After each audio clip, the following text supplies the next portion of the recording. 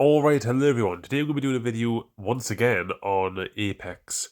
Now, I done one literally earlier today on Apex. Now, more information has came through the pipeline, and we now know a lot more information about the new character and things like the 𝗏𝗁𝗁𝗏 that are coming back to the ground.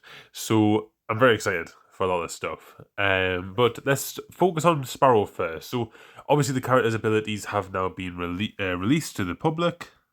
And here they are right here. So the passive ability is a double jump. Now, there is actually another little additional part to this as well, but what it says here is allows the character to jump again while in the air.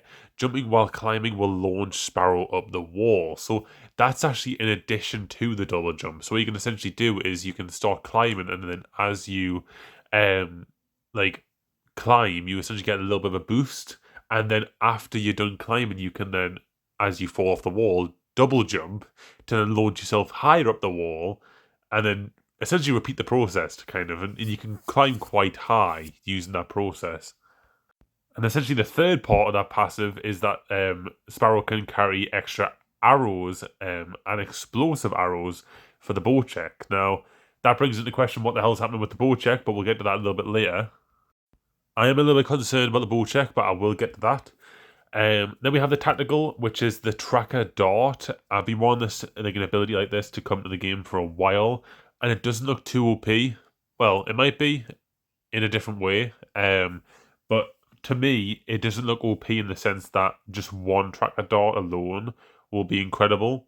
But it seems like you can have loads of them, and then if you're really smart and you're really good with controller characters, you can probably pick this character up pretty well and be able to defend quite well as well. So this character can be really good with movement characters, but also controller characters and bunkering down. But it says here you shoot a tracker dart from your gauntlet to reveal enemies who walk within its line of sight.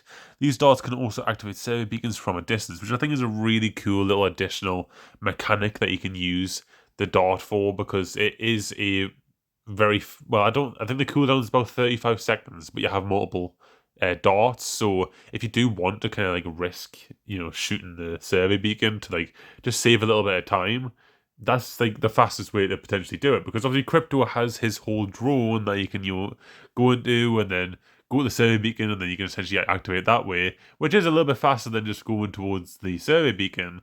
But if you can just simply look at the survey beacon, shoot your dart, hit it, there you go, 3 points. That's pretty cool. But essentially for the actual main tactical though, kind of think of it like Sia's ultimate, but on a very small scale. And I don't know whether it has a duration, the tracker dart, or whether it's just until you destroy it. I'm not too sure. We'll have to test that out, because I have seen some gameplay, but I couldn't ever really see that. I know you can destroy the tracker dart. That is something that I think it's just one shot with a wingman and it can get destroyed. But whether it actually has a duration as well will completely change the game. And last but not least, we also have the Stinger Bolt ultimate, which is it shoots a large arrow that anchors when it lands. After charging up, it will shock anyone within its range, causing damage and slowing down opponents it hits. So I do have a little bit of a problem with this one. I do think it's going to be quite annoying to go up against, but also it just feels like a very repetitive kind of ultimate. It feels a lot like the Conduit ultimate, and it feels a lot like 𝗏𝗁𝗁𝗁𝗏 ultimate, where it just creates an area of effect where if you stand inside of it, you take damage, you get slowed. It's another one of them abilities, and it's just the same old type of thing. I think it is a little bit different, where I think when you actually first activate the ability and it first goes off, it does actually scan everyone in that area for a brief period. So very much like the tracker dart, but works through walls. And it's obviously a bigger area. But I still think it's still the same thing. So now let's go over the perks for Sparrow. So the one on the left hand side for level 2, both level 2 ones are the tactical ones. So the one on the left hand side is when you basically have an enemy get tracked by stepping into the area of the tracker dart. That enemy will obviously get tracked, and then yourself, what the perk will do will allow you to run towards that enemy. So very much similar to Bangalow's double time, fuses, perks, stuff like that. The one on the right hand side basically allows you to have, now I read this up, I'm trying to make sure I get it right. You normally have 3 charges of your tactical, so you can have 3 darts that you can shoot out at one time. But then you can actually have 6 darts in play, like that are actually in the map total. So what it basically does is it extends that from 3 charges and 6 in the world to 4 charges and 8 in the world, which is a lot. You know, you can have 4 tracker darts. I mean, that's going to be really fun because I play Rampart, so I bunker down quite a lot. And I like recon characters as well. So I like this kind of like controller style character right now, in a way. Because you can essentially block off each entrance to a building with 4 tracker darts if you really want to bunker down. And if they don't have a time limit on them as well, that can be really fun, you know? To bunker down with a support and a controller, you can camp with this character pretty well. If it doesn't have a time limit on the actual tracker dots. If it does, shit. But, you know. So then we have 2 more perks for the level 3. This is to do with the ultimate.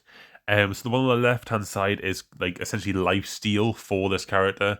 So all the damage that you do with the ultimate, you can then heal yourself. With that, which I think is like incredible. Like that makes the ultimate so much better.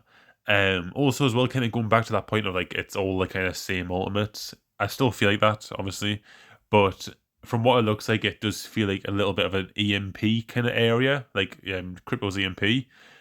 So you're very much kind of like you can essentially encompass an entire building with one of these stinger things, but I don't think it works through walls, which really, really limits the usage of this, because all you need to do is just go behind like a box or something and then you just completely like, you know, negate everything about the ultimate, which I think is a little bit disappointing for an ultimate. We'll have to see how it actually plays out, but if you can just, you know, steal a little bit of health in the middle of a fight, that can always benefit you potentially, but there's definitely better ultimates in the game. And then the one on the right hand side, that ultimate, that perk, what that basically allows you to do is you have 3 charges instead of 1 ultimate charge.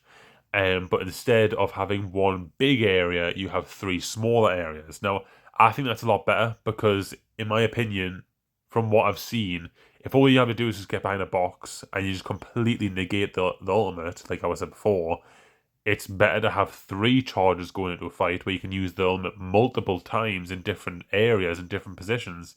Than just have 1 big one that everyone could just avoid anyway. So sorry for the flashbang there, but we have more information. So the Bocek is essentially getting that rework that I told about in the last video, which I'm a little bit disappointed because it's going to make it quite difficult to get arrows. If you pick up the Bocek and you just get 40 arrows straight off the bat, I mean, that is pretty good because that is enough to, like, I would say kill at least 3 teams with, maybe 4, which I think is great. But it's finding the arrows halfway through the game where you're like, oh, I've got like not enough for a fight here. How am I going to get them? And if no one's really, it really does kind of rely on if the Bocek is meta or not. Because if no one's going to be carrying arrows around, then no one's going to have arrows in the death boxes, which means you can't actually get arrows from them. And therefore you're essentially using a weapon on the hopes that other people are, which I think is really stupid. I really hope that the replicator allows you to get arrows from it, because that would be the saving grace, because it doesn't really take much effort to go to a replicator and just craft loads of arrows. So hopefully that is the case. We obviously have arenas returning. I don't really care too much about this because it seems like it's just the same thing. But there is a 1v1 arenas, which I'm very happy about because that is actually what I suggested in my overall concepts video a while back, that I would way rather play arenas as just a 1v1 kind of like gulag fucking style thing. That would be way more interesting to me personally rather than a team game. We have a few other things as well. We have Pathfinder getting some buffs as well, where he basically gets like the whole revert to what it was before, where it has the variable tactical cooldown, and the ultimate has 2 charges as well. So Pathfinder getting some love again after previously getting nerfed, so that's always great. And something that I think is very interesting is having a ranked ladder. Now, I have read through it all, and what it seems like is it's very much tied to the ranked rumble thing. So they kind of rework and ranked where the rewards that you're getting in the season, which apparently is gonna be new rewards and stuff, that's tied to ranked rumble. Now I've got no idea what the fuck ranked rumble is. But there's something to do with like a ladder, and however high you're on the ladder, the more rewards you get. And it's like, I like playing ranked systems where I can grind my arse off and get them rewards. I kind of don't really like having to just have to play very good the very few matches that I do play, because as we all know, we can get fucked over in some Apex matches, whether it be skill-based matchmaking, whatever it might be, but we just sometimes get fucked over.